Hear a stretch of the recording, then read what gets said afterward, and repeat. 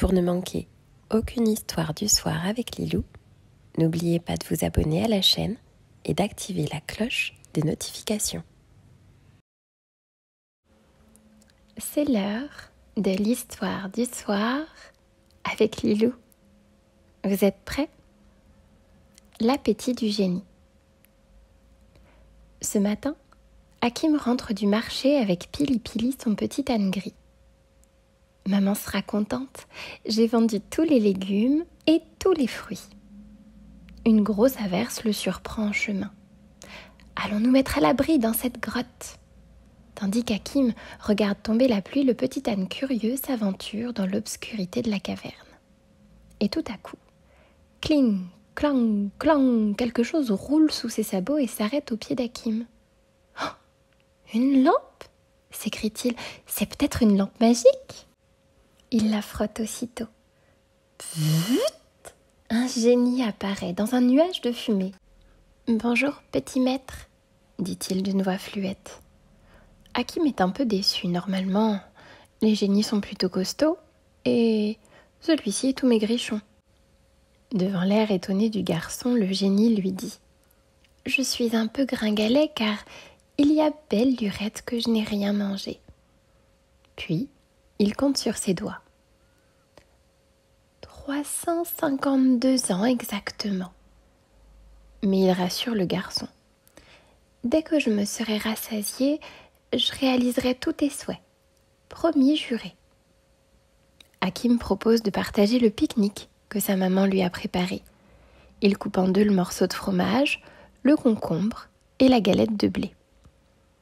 Le génie avale sa part en une seule bouchée. « Et maintenant ?»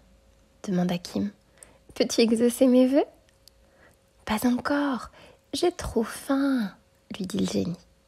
Alors, Hakim lui donne aussi sa part. Mais 2 moitiés de fromage, 2 concombres et 2 galettes de blé, ça ne remplit pas un ventre de génie qui a faim depuis 352 ans.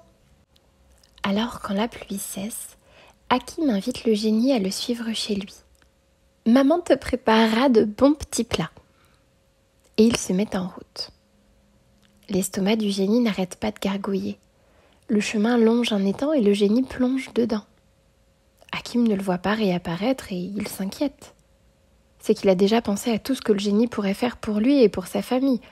Il demandera un palais aussi grand que celui du sultan, des coffres pleins d'or à ras-bord, des bijoux et des robes en soie pour sa maman, un cheval pur sang pour son papa. Le génie remonte enfin à la surface. Il a attrapé 2 énormes poissons. « Je vais les faire griller, » dit-il. Hakim regarde le génie dévorer les poissons. Cette fois, pense-t-il, il devrait être rassasié. Mais à peine le génie a-t-il terminé son repas qu'il déclare « J'ai encore faim !» Heureusement, il aperçoit un figuier couvert de fruits sucrés. Le génie croque dedans à pleines dents. Pas une seule figue n'échappe à son appétit vorace. Un abricotier et 2 pêchers se retrouvent aussi dépouillés.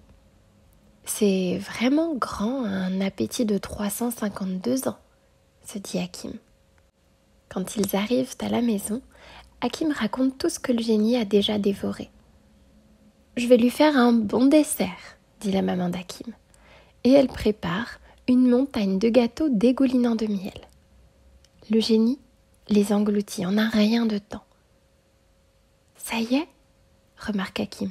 « Il a enfin repris sa taille de génie. » Il s'apprête à lui parler de ses souhaits, mais le génie bâille et bvut se change en nuage de fumée et se glisse dans la lampe magique. « Mais qu'est-ce que tu fais ?» s'écrie Hakim. Une voix sort de la lampe magique. « J'ai besoin de faire une petite sieste. »« Et après, tu réaliseras mes souhaits ?» demande Hakim. « Oui, oui, ne t'inquiète pas. Réveille-moi dans une 100aine d'années. Je m'en occuperai. » « 100 ans ?» s'étrangle Hakim. Mais le génie ne répond pas, car il ronfle déjà.